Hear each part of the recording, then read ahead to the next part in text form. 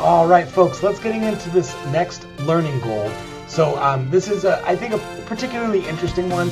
We often talk about ideal gases. I mean, we spent like the whole semester talking about ideal gases, but rarely do we talk about ideal solutions. So let's do that. As it turns out, we have this thing called ideal solutions and ideal dilute solutions. So we're going to describe those behaviors. So first, just going through the necessary thermodynamics, we recognize when we have a solution, the chemical potential, and this star that I'm going to put as an indicator of the pure material. So the chemical potential of A in the gas phase must equal the chemical potential of A in the liquid phase. And correspondingly, right, if we have a mixture of A and B, just generic molecules, right, then the chemical potential of pure B in the gas phase must also be equal to the pure chemical potential of B in the liquid phase. And we recall from our ideal gas situation, the enthalpy of mixing should be equal to 0 if it's ideal. So we can keep writing down these chemical potentials. So mu A in the liquid will be equal to this mu A standard plus RT natural log, and now this becomes PA star over P0, where remember P0, this is 1 bar, this is our standard reference state, and PA star becomes the vapor pressure of A, and that star indicates that it's the pure vapor pressure. Okay. So now from this, we could write down the chemical potential of A in the solution. And it's going to go as follows. The chemical potential of A in the solution will be equal to, now our reference value becomes the chemical potential of the pure liquid, all right, plus RT natural log. And now that's the vapor pressure of A in the solution divided by the pure vapor pressure of A. Okay, so now we have to talk about how we get these vapor pressures. All right, so if we want to write the vapor pressure of the solution, we're going to rely on what's called Raoult's law. So I'll write that down in a moment. And that goes as the following. The mole fraction of A times its pure vapor pressure plus the mole fraction of B times its pure vapor pressure. And this is what we call, I suck at spelling this thing, Raoult's law, which describes ideal solution behavior. Okay, so if something follows this Raoult's law, where the vapor pressure of the solution is this weighted vapor pressure of the individual components, then it's ideal. And of course, from there, we can also write this chemical potential in just a slightly different way. So I'm just copying down what I have above.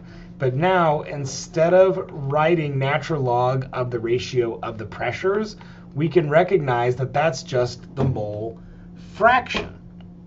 All right, excellent. So, and what we can see now here, this graph, this is Raoult's law, where we recognize, let's say in our mole fraction graph, right, where we have a mole fraction of 1, that would be pure A, and you can see the total pressure is just equal to the vapor pressure of the pure A, right?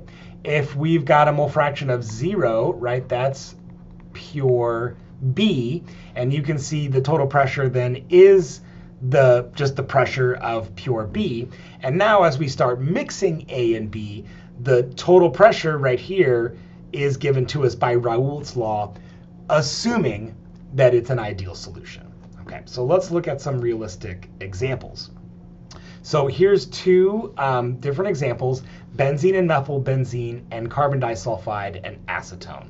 So what you'll notice is the benzene and the methylbenzene is following this Raoult's law perfectly, right? We can see here that that is going to be a linear sum of the equations, right? So P vape solution equals the mole fraction of benzene times the vapor pressure benzene plus the mole fraction, I'm going to write methylbenzene, times the vapor pressure of methylbenzene. And, you know, thinking about these structures, right, we know benzene looks something like this. This might be the best hexagon I've ever drawn here. And methylbenzene, right, is not all that different. So it makes sense that these would make an ideal solution because they're going to have very similar interactions. However, if we look at this carbon disulfide and acetone, these two things are very different from each other in their structure. And you can see here that they're not following the total vapor pressure, right, doesn't have this linear thing going on. So we would call that an ideal dilute solution, or sometimes we just call that a real solution. And it's ideal dilute because, as it turns out, if we look at this carefully, we'll see that it is behaving ideally under very dilute conditions, but not so much under these modest conditions. So if I look carefully now at this, so for example, at an mole fraction for carbon disulfide of 0, that corresponds to pure acetone. And here you can see the observed vapor pressure of acetone is following this tangential line up to a certain point and then begins to deviate. Similarly, if we look at mole fraction carbon disulfide of 1, right, so that's pure carbon disulfide, we can see, under a certain condition, it is following that line when acetone is added in small conditions, but then they deviate from there. So that's the hallmark of what makes a real solution. So let's keep going with this and add just a few more qualifiers. So in ideal dilute solutions, the solvent obeys Raoult's law up to a certain point. And so let's just remind ourselves the Raoult's law goes as the following: P vape solution equals chi A PA plus chi B PB. And it's important to note that if we're making a mixture of something in which only one component is volatile, right? So suppose PA equals 0, because maybe it's a solid, right? It doesn't have a very large vapor pressure. So then our Raoult's law just becomes this simple chi B times PB, which is what we can see in this example right here, okay? So for example, right, when we're looking at this mole fraction of B, when we've got pure B, you can see the vapor pressure is, like the observed vapor pressure, right, is following that line up to a certain point and then begins to deviate. Okay, so another thing that we can say with ideal dilute solutions, if the solvent obeys Raoult's law, the solute will obey what's called Henry's law.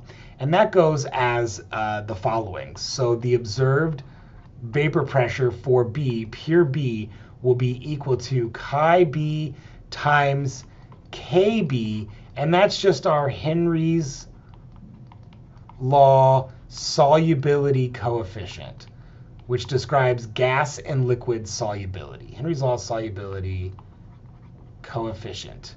And it's important to note that that is empirical. So it is determined based on laboratory conditions. So now, and of course, in this scenario here, right, I have to kind of think about the other axes. So if this is mole fraction of B on the bottom, I could write this as mole fraction of A on the top. So a mole fraction of B of 1 would be a mole fraction of A of 0, and a mole fraction of B of 0 would be a mole fraction of A of 1. So now, of course, we can say here that that is pure A. And if we kind of look at this situation, what's going on here, perhaps A now in this case would be our solute.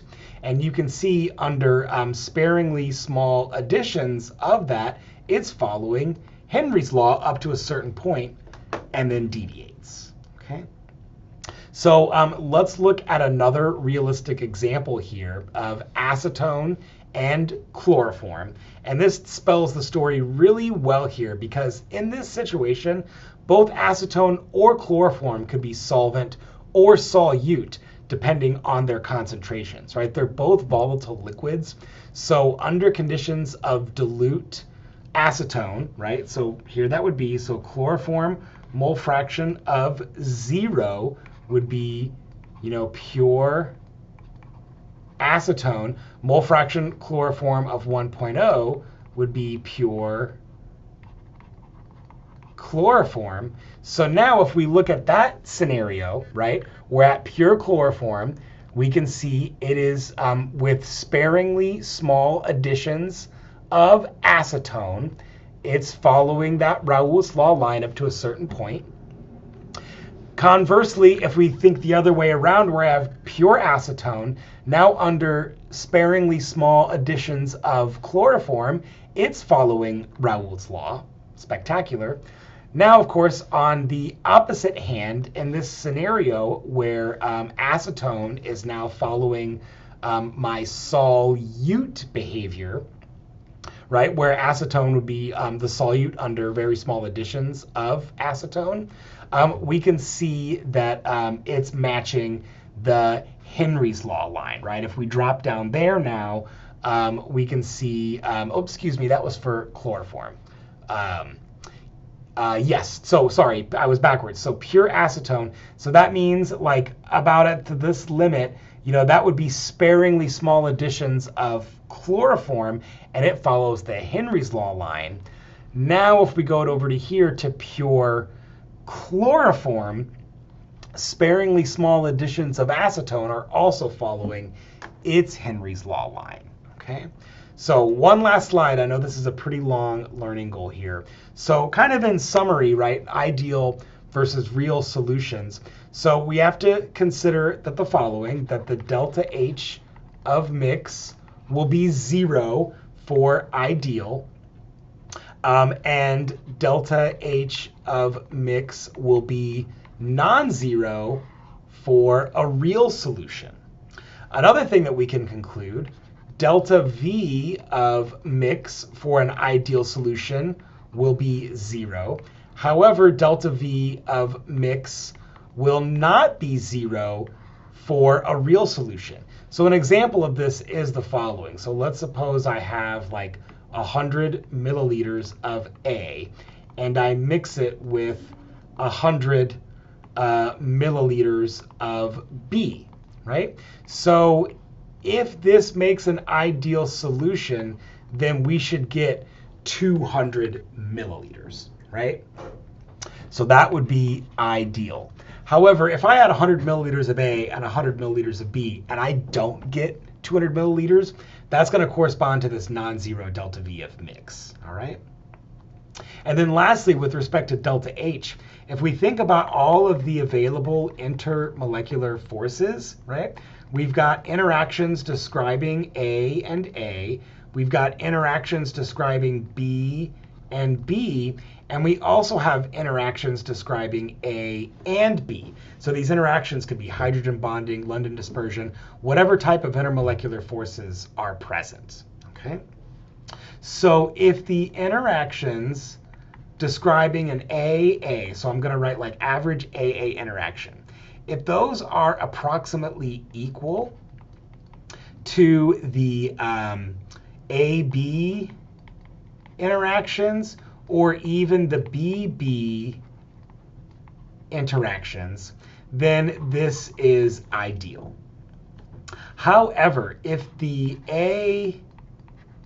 AA interactions are not equivalent to the AB interactions, which are not equivalent to the BB interactions, then we have a real solution. And so with that comes two considerations. One in which the delta H of mix is greater than 0. We would call that an endothermic solution. And the other, of course, when the delta H of mixture is less than 0, we call that an exothermic solution. So in other words, if I mix two things together and heat is released or heat is absorbed, it did not make an ideal solution. All right, so that was a pretty long one, a lot of stuff packed in there, but hopefully that vibes with a lot of the things that you've talked about in your previous chemistry classes. Okay, I'll see you in the next video.